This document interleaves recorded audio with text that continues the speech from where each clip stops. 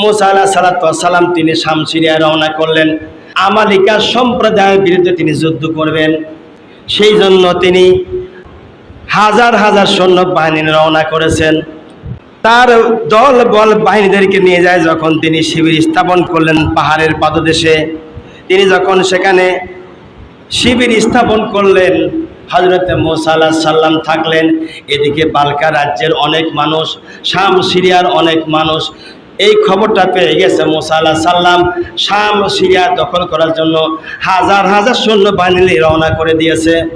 এই খবর যখন পৌঁছায় গেল শাম সিরিয়াতে একজন আল্লাহর এক ওলি ছিল, নাম তার বালাম ইবনে বাওরা। এই বালাম ইবনে বাওরা ইসমে আজম জানতো। খুব মনোযোগ দিয়ে কান করে শুনুন, মা বোনরাও কান ফেলাই শুনুন আজকের আলোচনা। সব দিনে কিন্তু আলোচনা আসবে না, এই আলোচনা হয়ে গেলে আলোচনা ধর্ম আর এক আলোচনা আসবে। হযরতে মুসা আলাইহিস সালাম যখন তিনি শিবির স্থাপন করলেন পাহাড়ের পাদদেশে, এ সময় বালাম ইবনে বাওরা আল্লাহর ওলি আবেদ ছিল, ইসমে আজম জানতো। যে দোয়া করতো সেই দোয়া আল্লাহর দরবারে কবুল হয়ে যেত। সেই জন্য শাম সিরিয়ার বড় বড় নেতা বাহিনী, সমাজের পরামানিক কেসেবের মানুষ তার কাছে গিয়েছে, যে বলছে আল্লাহর ওলি গো, আল্লাহর কাছে দোয়া করুন। কিসের জন্য দোয়া করবো? মুসা নবী তার বাহিনী নিয়ে বনি ইসরাইলি বিরাট এক সৈন্য নিয়ে এই শাম সিরিয়া দখল করতে আসতেছে। আপনি দোয়া করুন যেন শাম সিরিয়া থেকে ফিরে চলে যায়। মুসা আলাইহিস সালাম সে যেন আমাদের এলাকায় না আসে, তাকে এখান থেকে ফিরিয়ে দেওয়া হোক। বালাম ইবনে বাওরা বলতেছেন না, কখনোই এই কাজ করা যাবে না। একজন নবীর বিরুদ্ধে দোয়া। আমি বালাম ইবনে বাওরা যত বড় ইসমে আজম জানি, নবীর কাছে ইসমে আজম কিছু নয়। যেহেতু আল্লাহ পাক তার কুদরতি ক্ষমতায় মনোনীত করে করে নবীদের দুনিয়ায় পাঠা দিয়েছেন, নবীদের বিরুদ্ধে বদদোয়া চলে না, তোমরা ফিরে যাও। লোকরা চিন্তা করতে লাগলো, কয় কি আমরা ফিরে যাব, তাই কি করে হয়? সেই জন্য লোকজন যারা ছিল শাম সিরিয়ার বড় বড় নেতা কর্তা, ওরা চিন্তা করলো কিছু উপঢৌ করলেই, দামি দামি কিছু উপঢৌ করলো, বালাম ইবনে বাওরার কাছে রওনা করলো। বালাম ইবনে বাওরা বলছে, হুজুর এই যে আপনার কাছে আমরা নিয়ে এসেছি, এই যে উপঢৌ করলেন, আর মুসা নবীর বিরুদ্ধে দোয়া করুন যিনি তিনি আমাদের এখান থেকে ফিরে চলে যায়। বালাম ইবনে বাওরা বলে, তোমরা কি পাগল হয়েছো? মুসা নবীর বিরুদ্ধে বদদোয়া করার দুঃসাহস আমি কেমনি করে দেখাবো? আল্লাহ তাকে নবী বানা পাঠা দিয়েছেন, আর তার বিরুদ্ধে বদদোয়া করবো, তা হতে পারে না। একথা শোনার পরে শাম সিরিয়ার আমালিকা সম্প্রদায়ের মানুষেরা বালাম ইবনে বাওরার হাতে পায়ে জড়া ধরলো, কেঁদে কেঁদে বলতে লাগলো, আমাদের দেশের এই রাজ্যগুলো দখল করে ফেলবে, আমাদের বাড়িঘর ছাড়া করে ফেলবে, এই এলাকার সব মানুষকে সে হত্যা করে ফেলবে, এই রাজ্যগুলো তার দখলে নিয়ে যাবে, আপনি বদদোয়া করুন। বালাম ইবনে বাওরা প্রথম থেকে শুরু করে তিনি রাজি হয়েছেন না, পরে বলে ঠিক আছে আমি দেখি। সে এবার চলে গেল জোস্তান পাহাড়ে তার জায়গা ছিল, একটা ইবাদত বন্দেগী করার জায়গা ছিল, সেখানে গেল। গাধার পিঠে উঠিয়ে জোস্তান পাহাড়ে গেল, গাধাকে বেঁধে রেখে ভিতরে প্রবেশ করে ইস্তেখারা করে 2 রাকাত নামাজ পড়লো। এলহাম হলো, বালাম ইবনে বাওরা খবরদার মুসা নবীর বিরুদ্ধে বদদোয়া করতে পারবে না। বালাম ইবনে বাওরা, আমার নবীর বিরুদ্ধে বদদোয়া করিও না। বালাম ইবনে বাওরা সেখান থেকে ফিরে এসে লোকদেরকে জানায় দিল, আল্লাহ পাক আমাকে জানা দিয়েছেন ইলহামের মাধ্যমে, মুসা নবীর বিরুদ্ধে আমাকে বদদোয়া করতে আল্লাহ মানা করেছেন। লোকেরা শুনলো না, হাতে পায়ে জড়া ধরলো, মহিলা পুরুষ সকলে মিলে এক হয়ে গেল। বালাম ইবনে বাওরা চিন্তা ভাবনা করলে এখন কি করা যায়। শেষ পর্যন্ত তিনি জনগণের অনুরোধে হাতে পায়ে ধরার কারণে তিনি জোস্তান পাহাড়ের দিকে রওনা করেছে। জোস্তান পাহাড়ের কাছে যখন গাধার পিঠে চলে যায়, পাহাড়ে গাধা নিয়ে যেতে চায়, গাধা পিছন দিকে আসে, আবার গাধাকে সামনে নিতে চায়, গাধা পিছন দিকে আসে। এবার বালাম ইবনে বাওরার হাতে ছিল যে এই লাঠি দিয়ে গাধাকে এত মারা মেরেছে, গাধার শরীরটা চাকা চাকা হয়ে গেছে। বালাম ইবনে বাওরা মার ছাড়ছে না, এত মারা মারতেছে, তারপরেও বালাম ইবনে বাওরা বলে সামনে আগা। গাধা সামনে যায় না, পিছনের দিকে যায়। এবার গাধা জবান খুলে বলতেছে, আল্লাহর কাছে গাধা দোয়া করলো, রব্বুল আলামিন আমার জবান খুলে দাও, মানুষের ভাষায় যেন আমি কথা বলতে পারি। এই অধম শুনছে না যখন, বুঝছে না যখন, তোমার ইলহাম সে মানি নাই, আমার জবান খুলে দাও, আমার জবান দিয়ে তাকে বুঝাই দেই। বালাম ইবনে বাওরা এত মারা মেরেছে, গাধাটি বড় কষ্ট সহ্য না করতে পারে, আল্লাহর কাছে বলছে, আল্লাহ তোমার কুদরতি পায়ে ধরে বলি আমার জবান খুলে দাও, মানুষের ভাষায় যেন আমি কথা বলতে পারি। বালাম ইবনে বাওরা এবারে গাধার জবান যখন খুলে গেল, বালাম ইবনে বাওরা সতর্ক করে দিচ্ছে, বালাম ইবনে বাওরা আমাকে তুমি এত মারা মারছো, আমার পিঠটা তুমি কি করেছো দেখো তাকাইয়া, তোমার কি দয়া মায়া হয়নি? মূর্খ বালাম ইবনে বাওরা, তোমার কি দয়া মায়া হয়নি? তোমার কি বুদ্ধি নাই? আমি সামনে যেতে চাই কিন্তু আমাকে যেতে দিচ্ছে না। সামনে থেকে আল্লাহর রহমতের ফেরেশতারা আমাকে ধাক্কা মেরে মেরে পিছনে দিচ্ছে, আর তুমি আমাকে মারতেছো পাহাড়ে ওঠার জন্য। আমি পাহাড়ে উঠতে চাচ্ছি কিন্তু আল্লাহর রহমতের ফেরেশতা ধাক্কা মেরে আমাকে পিছনের দিকে যায়। বালাম ইবনে বাওরা তখন হুঁশ ফিরল, তাই তো মনে হয় ইবলিস শয়তান তখন মানুষের রূপ ধারণ করে বলতেছে, বালাম ইবনে বাওরা ভালো করে কান লাগান। ইবলিস শয়তান তখন মানুষের রূপ ধারণ করে বলছে, বালাম ইবনে বাওরা এলাকার সব মানুষকে, এলাকার সয় সম্পত্তি, বাড়ি গাড়ি, শাম সিরিয়ার রাজ্য দখল থেকে বাঁচানোর জন্য একটা ভালো কাজ আপনি করতে যাচ্ছেন, এই ভালো কাজটি করতে দিবে না দেখিয়ে ইবলিস শয়তান ধোঁকা দিচ্ছে। কে বলছে এই কথা? ইবলিস শয়তান মানুষের রূপ ধারণ করে এই কথা বলতেছে, অথচ আল্লাহ পাক গাধার জবান খুলে কথা বলাচ্ছে। বালাম ইবনে বাওরাকে বোঝাচ্ছে ইবলিস শয়তান, জীবনে কি তুমি শুনেছো গাধা কথা বলতে পারে? এটা শয়তান মুখের উপরে ভর করে কথা বলছে। বালাম ইবনে বাওরা চিন্তা করল তাহলে তাই বোধহয় হবে, এই জন্য আবার গাধাকে পিটাতে শুরু করলো। গাধা সামনে যায় না, জুস্তান পাহাড়ে যখন উঠলো না, শেষ পর্যন্ত আমালিকা সম্প্রদায়ের পক্ষ থেকে বালাম ইবনে বাওরা গাধাটিকে পাহাড়ের পাশে রেখে দিয়ে তিনি ভিতরে চলল।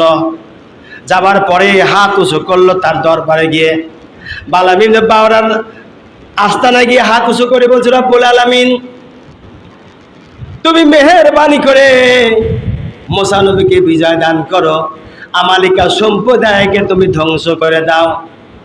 আমালিকা সম্প্রদায়ের মানুষ বালাম ইবনে বাওরার সঙ্গে গিয়ে বলছে, বালাম ইবনে বাওরা তুমি কি দোয়া করো, আমাদের বিরুদ্ধে কেন বদদোয়া করছো? তুমি তো বদদোয়া করবে মুসা নবীর বিরুদ্ধে, আমাদের বিরুদ্ধে কেন করছে?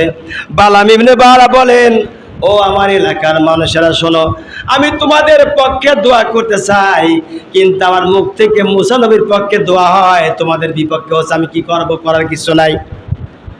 লোকেরা শেষ পর্যন্ত অতিষ্ঠ হয়ে বালাম ইবনে বাওরাকে বলছে, বালাম ইবনে বাওরা তুমি মুসা নবীর বিরুদ্ধে বদদোয়া না করে আমাদের বিরুদ্ধে বদদোয়া কেন করছো? বালাম ইবনে বাওরা এটা জানার পরেও সে বদদোয়া বারবার করে। এমন সময় বালাম ইবনে বাওরার মাথার তার কেটে গেল, উন্মাদ হয়ে গেল, পাগল হয়ে গেল। আমাদের যেমন এক বক্তা পাগল হয়ে গেছে, নাম তার আমি হামজা, চেনেন আপনারা? ও উন্মাদ পাগল হয়ে গেছে, রাসূলকে বলে সাংবাদিক। শুনেছেন আপনারা এটা কথা? কন নাকি নবীজিকে বলে সাংবাদিক, নবীজি নাকি সাংবাদিক ছিল এই কথা বলে সে। নবীর শান আর মানকে খাটো করে সে বলতেছে নবী নাকি ছিল সাংবাদিক। উন্মাদ হয়ে গেছে, পাগল হয়ে গেছে। এই কথা বলার পরে আবার সে বলে আমাকে মাফ করে দিবেন, আপনারা ভুল হয়ে গেছে।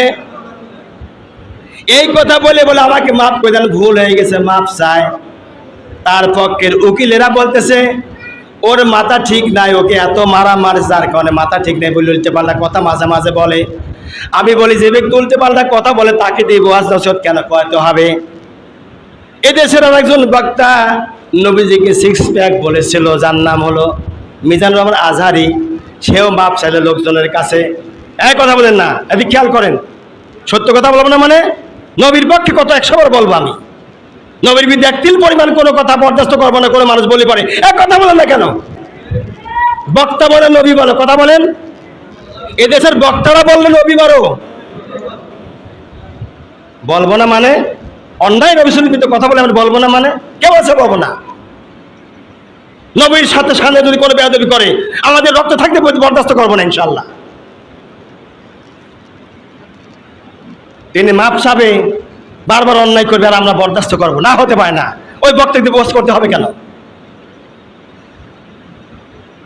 তার কাটা বক্তাকে ওয়াজের লিয়াস দরকার নাই কোনো। আমাদের কথা ভুল ধরুক, বলুক আপনার এই জায়গায় ভুল হয়েছে। আমি যে আলোচনা করি প্রত্যেকটা আলোচনা আপনার বাইরে শুনবেন, ফেসবুকে দিয়ে দেওয়া আছে, দেখবেন কোনো জায়গাতে কোনো লোক বললে আপনি এই ওয়াজটা ভুল করেছেন। ভাইরা আমার, বালাম ইবনে বারো এরকম তার কেটে গেল, জিহ্বা নেই নাভি পর্যন্ত ঝুলে পড়লো, জিহ্বাটা নাই পর্যন্ত ঝুলে পড়লো, উন্মাদ হয়ে পাগলের মতো চলাফেরা করা শুরু করলো। এক পর্যায়ে বালাম ইবনে বারা বলতেছে, মুসা নবীর কারণে যখন আমার ইহকালও গেল পরকালও গেল। জুস্তান পাহাড় থেকে ফিরে চলে আসলো, এলাকার লোকদেরকে বলছে মুসা নবী ওই যে ওখানে শিবির গেড়েছে, তোমরা এক কাজ করো, মুসা নবীর এই সৈন্য বাহিনীর ভিতরে সুন্দরী সুন্দরী ললনা যারা, যে সমস্ত মেয়েরা গ্রামের মধ্যে অত্যন্ত সুসজ্জিত হইয়া যুবকদের সামনে ঘোরে, কেন ঘোরে সেটা বুঝতেছেন। অনেক মেয়েরা আছে গ্রামের, সব মেয়ে কিন্তু খারাপ নয়। কোন মেয়ে আছে মাথার চুল ছেড়ে দিয়ে মুখে লিপস্টিক, সোনো পাউডার, আইব্রো, আস্কারা, মাস্কারা সব নেয়। কথা বুঝতেছেন? ময়দানে আছেন আপনারা? সব কিছু নিয়ে গ্রামে মহল্লায় ঘোরে। এই জাতীয় কিছু মেয়ে বালাম ইবনে বাওরা বলল, ঝুড়ি তৈরি করো, ঝুড়ির ভিতরে কিছু খাদ্য খানা দাও। আর এই মেয়েরা মুসা নবীর সম্প্রদায়ের ভিতরে গিয়ে বনি ইসরাইলের মধ্যে গিয়ে বলবা, লিবা নাকি লিবা, খাবার জিনিস আছে লিবা কিনা বলো। এভাবে করে মাথায় করে তারা ঘুরে ঘুরে বেড়াবে। তবে বেড়ালেই শুধু হবে না, ও বুদ্ধি শিখাই দিল বালাম ইবনে বাওরা। শুধু বেড়ানি চলবে না, ওদের ভিতরে যদি কোনো লোক মেয়েদেরকে বলে তোমাদেরকে ভক্ষণ করবো, আমার তাবর ভিতরে আসো, তারা যেন যায় তাবতে চলে যায়। তাফসিরের মধ্যে লিখেছে, আমি যতগুলো তাফসির পড়েছি, তাফসির ইবনে খাজেন, তাফসিরে বাইজাম শরীফ, তাফসিরে মনির, তাফসিরে মারিফুল কোরআন, তাফসিরে মাজারি শরীফ, তাফসিরে আনোয়ার তানজিল, তাফসিরে জালালাইন শরীফ, যতগুলো আমি তাফসির পড়েছি, পড়ার তাফসিরের ধরনের মধ্যে একই কথা উল্লেখ করেছেন। বালাম ইবনে বাওরা যখন বলল ঝুড়িত করে কিছু খাদ্য খানা দেওয়া, বনি ইসরাইলের ভিতরে গিয়ে তারা বিক্রি করুক, বিক্রি করার জন্য যখন চলে গেল, যাবার পর বনি ইসরাইলের কওমের ভিতরে তারা ঢুকে পড়লো। ঢোকার পরে আমার বন্ধুগণ ভাইরা, এই পৃথিবীতে সবচেয়ে নিকৃষ্টতম কাজ করলো এক ব্যক্তি, কাশি বিনতে সোয়ার, নাম ছিল কাশি বিনতে সোয়ার। ওর নাম নিলে আমার মনে হয় মুখ নাপাক হয়ে যায়। কাশি বিনতে সোয়ার এক মহিলার নাম। এই মহিলা রূপী গুণী সুন্দরী ছিল। আর জমজম বিন শামুলের কাজ গিয়ে বলছে এই মালটাকে আপনি নেবেন। জমজম বিন শামুল নামে এক ব্যক্তি বলছে হ্যাঁ আমি মালটা কিনবো।